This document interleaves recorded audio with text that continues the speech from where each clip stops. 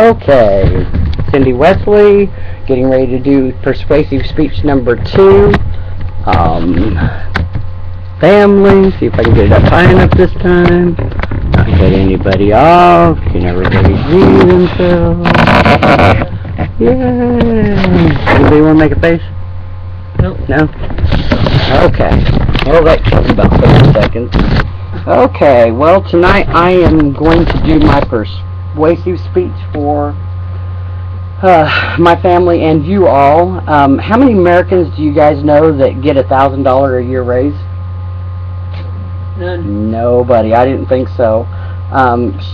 My question tonight is, should members of Congress be allowed to work in the Senate for 1 to 2 years or 4 years, maybe even 6 years, and be entitled to collect wages and benefits for life? Number one. And number two, should the United States Congress be allowed to keep their jobs while destroying the national security and Social Security and get paid to do so? Yes, I'm not un-American. They should be allowed to do this, but maybe not at such a high rate of wage. I would also like to inform you that actually the challenges that are facing the United States today are partially due to our own financial mishaps, but also due to the decisions made by our federal government, not unlike England. The reason that the United States separated from England in the first place is because basically there were a few men that were living a padded life while the rest of us suffered for it. You know, here a while back when Congress was having trouble making a decision, the first thing they said was, we're not going to send out Social Security checks. There are hundreds of thousands of people who depend on their Social Security checks for income every month. Don't feel that it's right to threaten those people like that. Most congressmen in the United States Senate and the House of Representatives make for between $165,000 and $190,000 per year. Congress has had pay increases of equaling to about $1,094 per year since they started. They started out at about $3,000 per year, and over the last 158 years, when I calculated it, it came out to about $1,094 that they have increased their pay every year since then. We are the people, and we have the right to change this. The best way to solve a problem is to do something about it, not just to passively sit by and expect it to change. I hear a lot of people sitting around and complaining about the issues, but I don't see very many people doing anything. Doug Chapman from the television show Bounty Hunter came into town the other day, and I read in the paper that one of the people from the commission here in town, or city commission here in town, was disappointed because there were more people that showed up to see Doug Chapman than have ever showed up at a city meeting, and yet people complain about what people are doing with their money, and the only way to change it is to get involved. The problem is that we've allowed government to get way too big.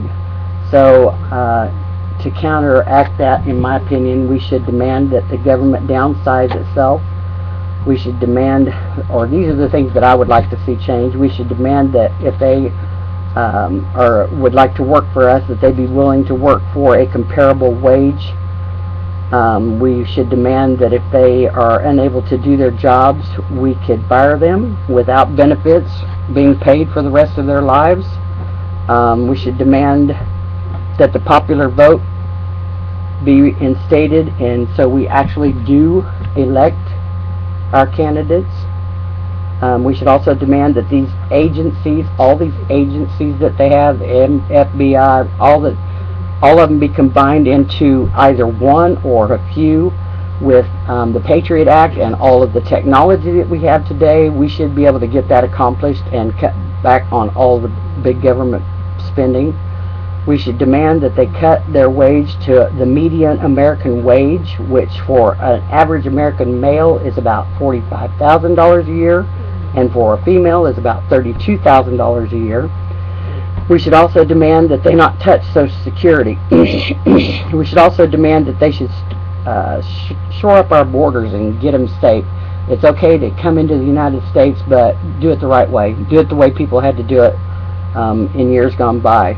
We should also demand a contract with intent and find candidates who are willing to sign that contract. If you say that you are going to do certain things when you come into Congress or the Senate or the House of Representatives, then be willing to stake your paycheck on that. If I go in and don't do my job, I either lose my job or I don't get a paycheck, or both.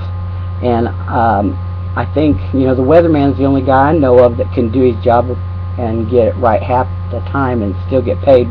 But I'm thinking like 75% would even be good for a congressman.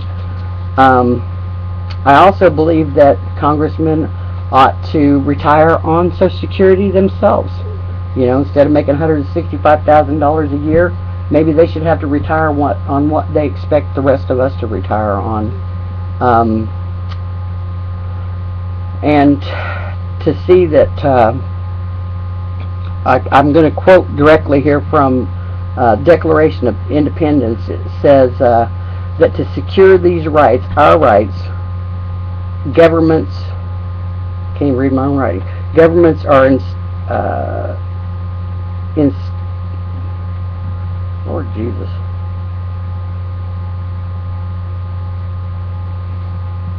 Are instilled among men, deriving just powers from the consent of the governed, that whenever any form of government becomes too destructive for their ends, it is the right of the people to alter or abolish it, and to... Lord, I can't even read it. And to vote in a new government, is basically what it says.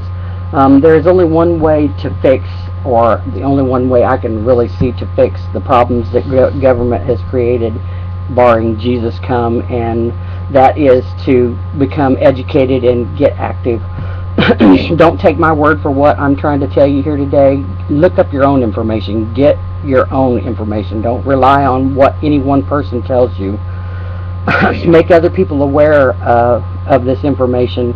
The average American also lives on anywhere from $400 to about $2,300 a month on Social Security.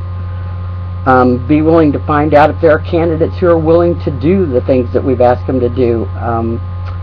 And if not, find write-in candidates to do it. And what good would come from this? It would definitely ease the cost of government and ease the burden on elderly people who are being threatened, and the government would be downsized tremendously, which would take away a lot of headaches in a lot of areas. The surplus money could be used to level the playing field and also make Social Security solvent. Then elderly people would be able to sit and have a carefree retirement instead of worrying about whether their paycheck's going to come at the first of the month. It also gives our kids a brighter future to look forward to. Who wants to get up and go to work every day knowing that when you retire, if you don't have the right benefit package, that you're not going to have anything to live on? It would motivate younger people to work harder also. There's a few things that you can do in order to help improve these things. You can call your congressman, ask them, would you be willing to do this? Could you meet these conditions? And there's also several different websites that I found that you could write petitions to see if I think there's even one that you can put right on Facebook. If you're interested in changing your government, if you do not like the way the government is operating, then the only way that you can change it is to do something about it. So get educated, get involved. Thank you.